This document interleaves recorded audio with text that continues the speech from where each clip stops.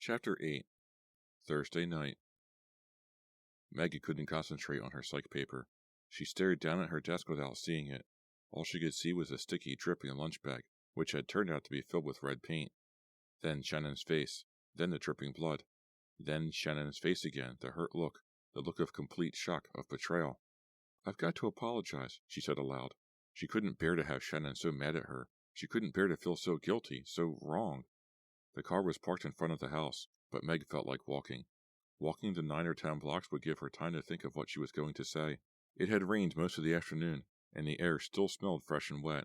Small puddles of water on the pavement reflected shimmering yellow light from the street lamps.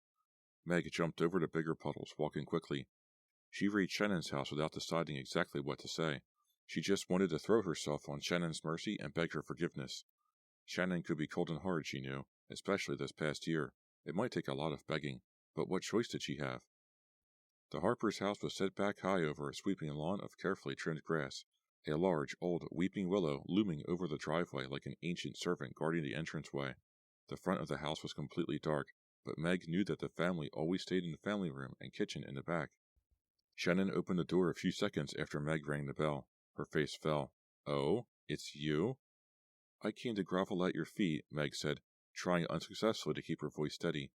"I just want to apologize. I'll do anything, really. I feel terrible." "That's good," Shannon said, looking past Meg. "You've got to accept my apology," Meg said. "You're my best friend, and—" "Come in," Shannon said, pulling back the door. Her voice was flat and unfriendly.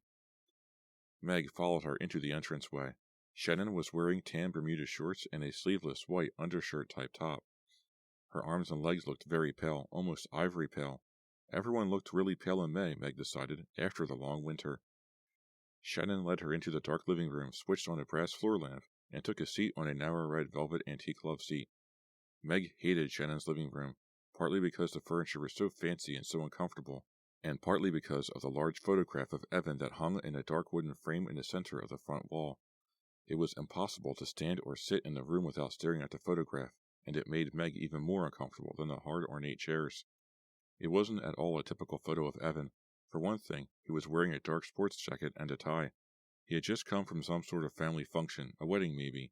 His blonde hair, usually wild and unruly, was slicked back.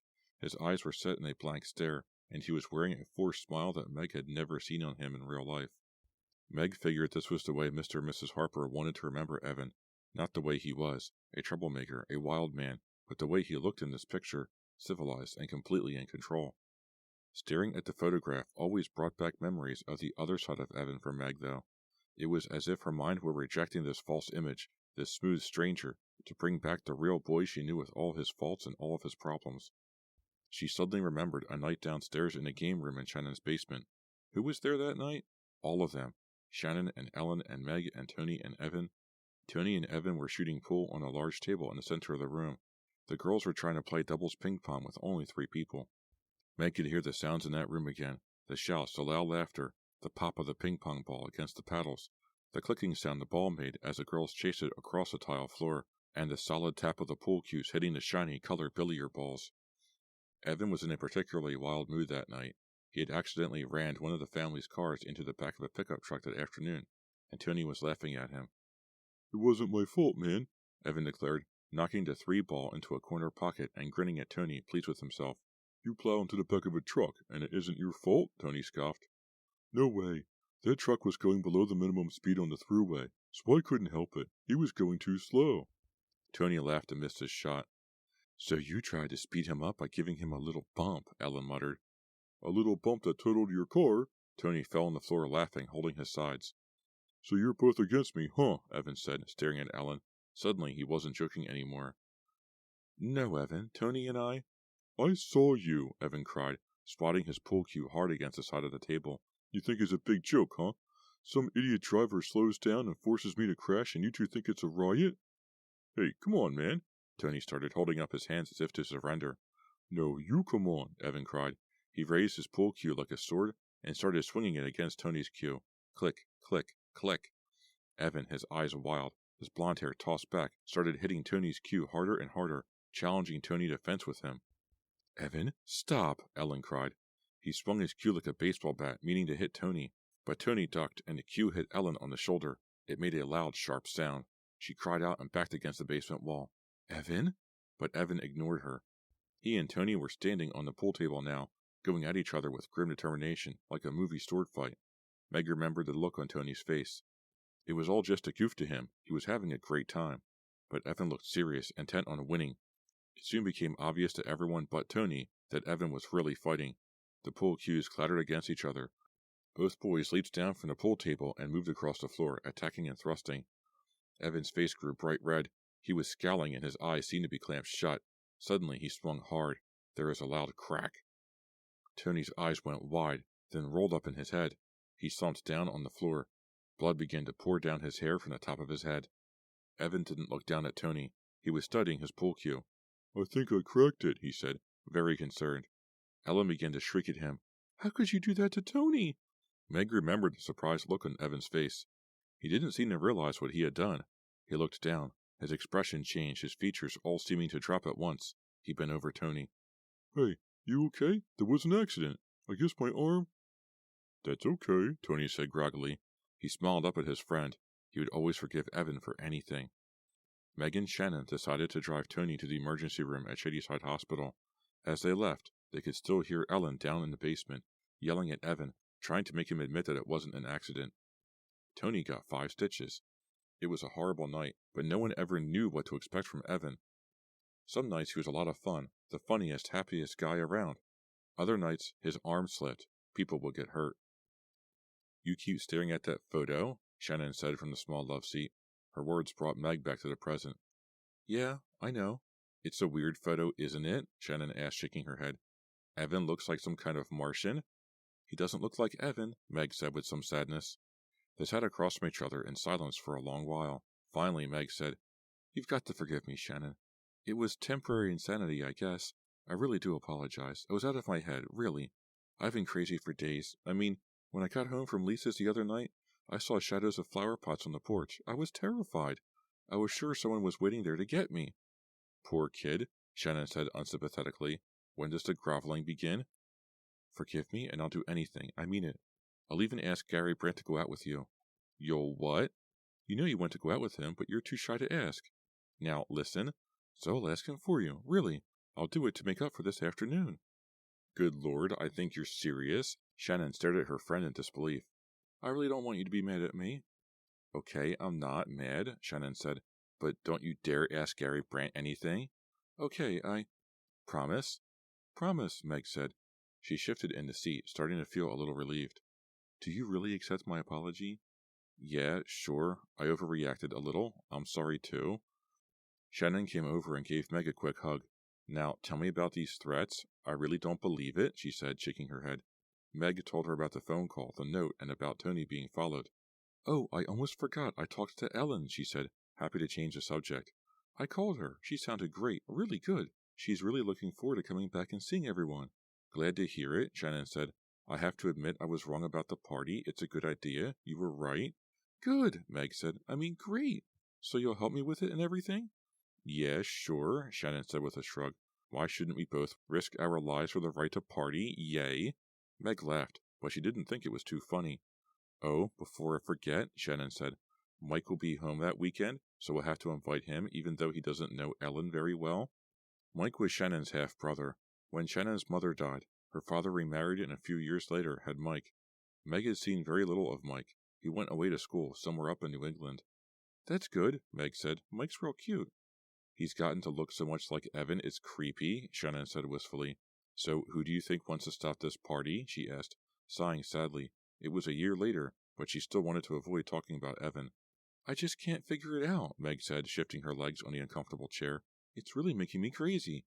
It must be someone who really hates Ellen, Shannon said, shaking her head. But who could that be? Meg asked. Ellen was just about the most popular girl at Shadyside. Beats me, Shannon said. I just haven't got a clue. Hey, maybe it doesn't have to do with Ellen. Maybe it's someone who really hates you. She laughed.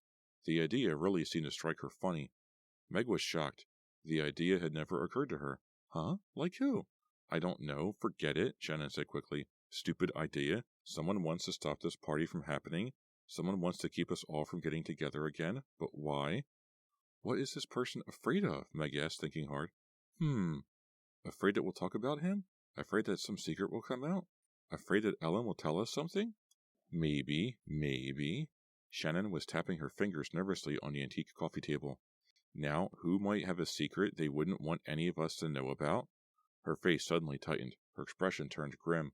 Brian, she cried. Meg stared back at her in surprise. Brian? Meg thought of her suspect list. Brian, of course, was her number one suspect. What makes you say Brian? Well, he's so weird, Meg. I know he's your cousin and all, but he's so weird, and he's gotten so much weirder ever since that day. Didn't you ever wonder what Brian was doing in the woods? How he just happened to find Evan seconds after? She couldn't finish her thought. Shannon, you don't think Brian had anything to do with... Shannon stared into Megan's eyes. It's possible, isn't it? Yes, but... Meg knew Brian was weird, and she had always thought it a coincidence that he had come upon Ellen and Evan just after Evan had accidentally shot himself. But in a typical naive fashion, Meg had never suspected that Brian might have had something to do with Evan's death. I guess I should go confront Brian, Meg said. Try to be a little more subtle than you were with me, Shannon said pointedly. Both girls laughed. Meg was very glad she had come over. Now maybe she could go home and be able to concentrate on her psych paper. She said goodnight to Shannon, walked out the front door and down the long drive, and began jogging over the wet pavement toward home. She realized it must have rained again while she was at Shannon's, for the street was very wet and currents of water were rolling down the curbsides toward the storm drains. She looked up and saw car headlights and then a dark car behind them. It was coming toward her very fast, its tires splashing out waves of rainwater on both sides as it moved. Keeping to the curb, Meg continued to jog, but she froze in place when she realized that the car had swerved, so that it was coming right at her. It seemed to speed up. She had no time to move, no time to jump out of its path. Frozen, like a frightened deer, she tossed up her hands as if to shield herself, and screamed as the car roared down on her. Chapter 9. Later Thursday night. The driver pulled the car to the curb in front of the house and shifted into park. His heart seemed to be pounding in rhythm with the windshield wipers. Thump, thump, thump, thump, thump, thump. He turned off the engine. The wipers came to an abrupt stop in the middle of the windshield, but his heart kept up the insistent rhythm. He didn't make a move to get out of the car. He didn't know if he could walk. He stared out the windshield, waiting to feel better, waiting to feel a little calmer, a little more normal. Maybe he'd never feel normal again. The rain had stopped completely. It had been a fast, hard storm and had blown over in a minute. Where was he? He looked around. It took a while to remember. He was in front of his cousin Mark's house. He was sitting in Mark's car. He had borrowed the car that morning. He was returning it when he had seen Meg jogging in the street, and then... he ran Meg down. No, he hadn't. But he nearly had. What had he been thinking of? What happened to his brain? He realized he was sweating now. The sweat was rolling down his forehead. His t-shirt was drenched. He felt hot all over, hotter than he'd ever felt. What had happened to his brain? The windshield was steaming up. Soon he'd be wrapped in this safe cocoon. No one could see him. No one could know he was in there. Maybe he'd stay in there forever. He had nearly run Meg down. He had aimed the car right at her, and then he had floored it. He heard her scream over the roar of the engine. He saw her eyes go wild. He saw her shield herself with her hands. Still, he kept the gas pedal down to the floor. Still, he didn't swerve the wheel. Then he saw her leap to the side, falling hard to the pavement. Finally, he had cut the wheel, squealed to the left.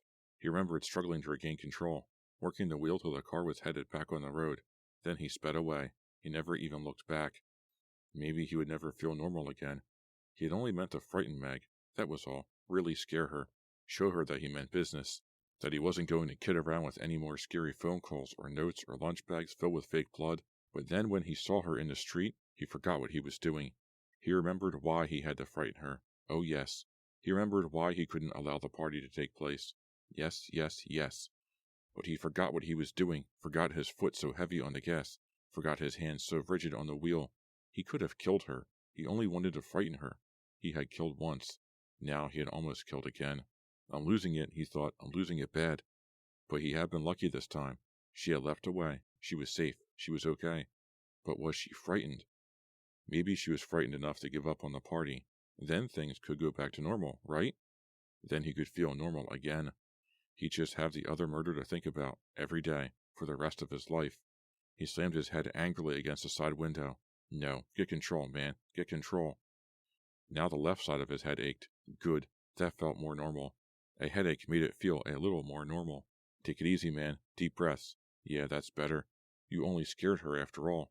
You have to scare her. Scare her out of having this party. You have no choice. You can't let this party take place. You can't let everyone be all together again. You can't let Ellen come back and tell. You can't let her tell what happened last year. Meg tore off the soaked, mud-stained clothes and tossed them in a heap in the middle of her bedroom floor. Then she hurried to take a hot shower. Aside from a bruise on her shoulder where she had landed on the curbside, she was fine. Now if only she could get her hands to stop shaking, her heartbeat to slow down, her legs to stop trembling. A nice, long shower would do the trick. She was so glad her parents had gone to bed early. She didn't really want to explain why she had returned home looking as if she had taken a swan dive into a mud puddle. How could she explain it? She wasn't sure she knew what had happened herself. Should she call the police? And tell them what? She hadn't really seen a car behind the headlights. She couldn't describe it at all. It had been too dark, and then suddenly it had been too bright as the headlights bore down on her. But had the car really swerved to hit her, or had the driver just lost control for a moment? The street was very slippery because of the sudden downpour just before she left Shannon's house. Maybe the driver was sliding on the street. Maybe whoever it was hadn't seen her at all. Maybe she was making a big deal over nothing. Nothing? She had almost been killed. She shivered. The hot, streaming water wasn't warming her. She dried quickly, still shivering, and pulled on her warmest flannel pajamas. Then she gathered up the clothes she had tossed onto the floor and put them down the laundry chute. What will make me feel better? Tony. Tony would know the right things to say. Tony would know how to calm her down. She missed Tony so much. She needed Tony now. She pulled a pink cotton robe over the pajamas and sat down to phone him. She looked up to see a half moon peering through her window. The sky had cleared. She punched Tony's number. It rang twice, 3 times, then a few more. Come on, Tony. Where are you? Oh? Tony? No, this is his father. She recognized Mr. Colavito's muffled stammer. It meant he had spent the evening at the corner tavern. Big surprise. He spent every evening at the corner tavern. It's me, Meg, Mr. Colavito. Meg? He sounded as if he were trying to remember if he'd ever heard that name before.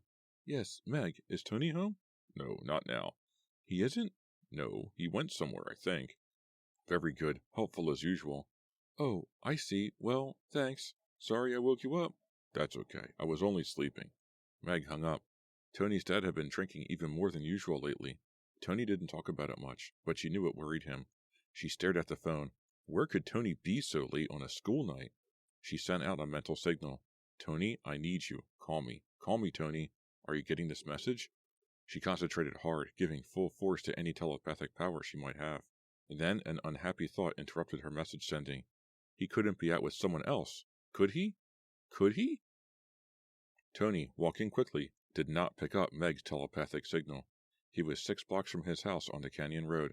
His sneakers were soaked, as were the cuffs of his jeans. He must have walked through rain puddles without noticing them. He couldn't wait to get home and change into some dry clothes. The street was silent except for the sound of water dripping off the tall trees and the damp sound of his shoes against the pavement as he walked. Suddenly, he heard a loud, insistent thumping sound. Tony automatically felt his chest, but the sound was coming from the driveway of a house halfway down the block. White spotlights attached to the roof lit up the entire drive and side of the house. It's almost as bright as day over there, Tony marveled.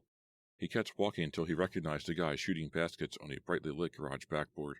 It was Brian's Wizards and Dungeons buddy. Hey, Dwayne! Dwayne Cooligan didn't look up. He dribbled in for a layup, missed, took the rebound, and dribbled back down the drive. I thought I smelled you in the neighborhood, Colavito, was his cheerful greeting. Tony ran across the neighbor's lawn onto Dwayne's drive, waiting for his moment, and stole the ball from Dwayne. Hey, Tony, you'll infect my ball, man. Take a listen, Cooligan, Tony said, and made a huge high shot. Swish. It didn't even touch the rim. Lucky shot, Dwayne scoffed. What are you doing out here in the middle of the night? Tony asked, looking up at the bright spotlights. I like to shoot baskets at night, man, Dwayne said, dribbling in and making an easy layup. It's kinda soothing, you know? He caught his own rebound and quickly shot again, this time a fadeaway hook shot. Where are you coming from, Tony? Around, Tony said. Dwayne dribbled in circles around Tony. His biceps flexed when he dribbled. He had powerful arms. His body didn't look like a teenager's. He had spent thousands of hours getting it that way.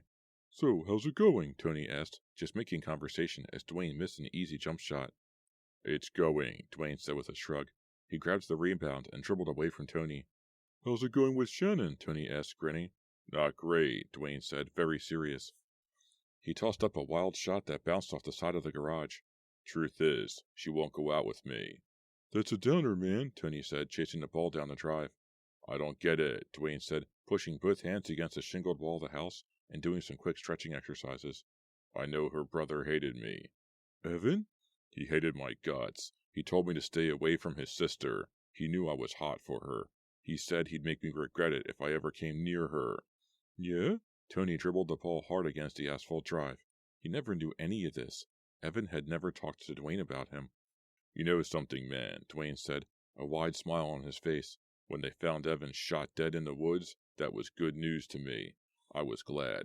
That meant I could go get his sister. Tony felt the rage start in his chest, then spread over his entire body. Evan was my best friend. He screamed so loud he hurt his throat. He pulled back the basketball in one hand and heaved it with all his might, slamming it into Dwayne's stomach.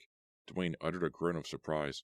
Tony started to run, slipping on the wet driveway. He was 3 houses away when Dwayne called after him. What's your problem, dork? He shouted, but he made no move to come after Tony. Tony kept running, picking up speed as he ran. You're a real dork, man, Dwayne shouted, cradling the ball against his stomach with both of his big meaty hands. What's wrong with you anyway? Tony ran for 2 blocks before stopping. Now he was drenched with sweat, but he felt much better. In fact, he felt pretty good. He didn't like people saying bad things about Evan. In fact, he wouldn't stand for it. Evan was a great guy. Dwayne was a first-class sleazoid creep. He couldn't stand there and let someone like Dwayne say he was glad that Evan was dead. He had to throw the basketball at him. He had to hurt Dwayne for saying that. He had to do something, and he did. Tony felt good about that. He felt so good, he ran the rest of the way home, 4 long blocks without slowing down once. Chapter 10. Friday night. Meg knew she was in big trouble over her psych paper now. It was already 3 days overdue. She had written only 2 paragraphs, and she wasn't sure she liked them. But what could she do? She had so much in her mind. If only she could talk to Tony, tell him what had been going on, tell him about the lunch bag filled with fake blood, tell him about the car that tried to run her down. Maybe. She had looked for him in school, but he wasn't there. She threw her pen down and crumpled up the sheet of notebook paper she had been staring at. I should be with Tony right now, she thought. It's Friday night. I shouldn't be sitting here alone writing a boring paper. What was Tony trying to prove anyway? That he was as stubborn as she was? Why hadn't he called her? She jumped up from her desk. I'm going over there, she said aloud. Right now. She told her parents she was going over to Tony's, took the car keys from her usual shelf by the door, and drove to the end of the canyon road to the small row house where Tony and his father lived. Thinking of all she had to say to Tony, imagining how they would make up, she parked against the curb and ran up the steps to Tony's front stoop. The door swung open before she could knock. Tony's father stepped out, the Cubs cap he always wore pulled down low on his forehead. He looked as surprised to see her as she was to see him. She was always surprised by how much he looked like Tony, a slighter, gray-haired version. Hi, how are you? They both said at once. I was just, going out for a walk, Mr. Colavito said. That meant he was heading to the corner tavern. Is Tony home? No. No? No, sorry. Anything I can do? You okay? Yeah, okay. Do you know where he went? Mr. Colavito started down the steps. Meg stayed at his side. Somewhere down the street, a cat was screeching his head off. It started all the dogs in the neighborhood barking, an animal symphony. He went with that boy Brian. He's your cousin, ain't he? Brian, yeah. Tony went somewhere with Brian? Since when would Tony have anything to do with Brian? Yeah, they went off to play some kind of game together. Mr. Colavito walked quickly. He was eager to get to the tavern. Wizards and Dungeons? Yeah, that's it. I think that's it. Tony said not to worry. He wouldn't be out too late. You can try calling him later. He hurried on ahead. Okay, thanks, Meg called after him. Did they say where they were going? Nope, they didn't tell me, Tony's dad called back and disappeared around the corner. Meg slowly climbed back into her car, feeling more confused than ever. Tony wasn't into Wizards and Dungeons, and he never could stand Brian. Why on earth would he suddenly go off on a Friday night with Brian to play the game? Did they go to the Fear Street Woods? That was where Brian and Dwayne always went to play it. Would he really go to those frightening woods with Brian after all that had happened there? Meg thought she might drive around for a while, but she suddenly felt very tired. She drove straight home, pulled the car up the drive, ran inside, and went up to bed. It took more than an hour to get to sleep. When she finally did manage to drift off, she had strange, colorful dreams, troubling dreams in which she was chasing people, chasing the wrong people, chasing people she didn't even know. The ringing phone on her desk woke her up. For a long moment she thought she was still dreaming, still chasing, still being chased. She picked up the receiver reluctantly. "Hello?" Sleep clogged her throat. "Hello, Meg? Are Brian and Tony there?" "No. Who is this?" "It's Tony's dad." "Oh, hi. Sorry, I was asleep. They're not there?" He sounded strange, very tense. He spoke too clearly, too distinctly, as if he'd been drinking and was trying to hide it. "No, of course not." "It's 4 in the morning, Mr. Colavito said. Brian's mother called me. Brian isn't home and neither is Tony. Do you have any idea where they might have gone to play that stupid game?" "Well, I don't know. The Fear Street Woods, maybe?" Meg forced herself to wake up. What was going on here? Why did Mr. Colavito sound so worried? "I'm calling the police," he told her. "Tony and Brian have both disappeared."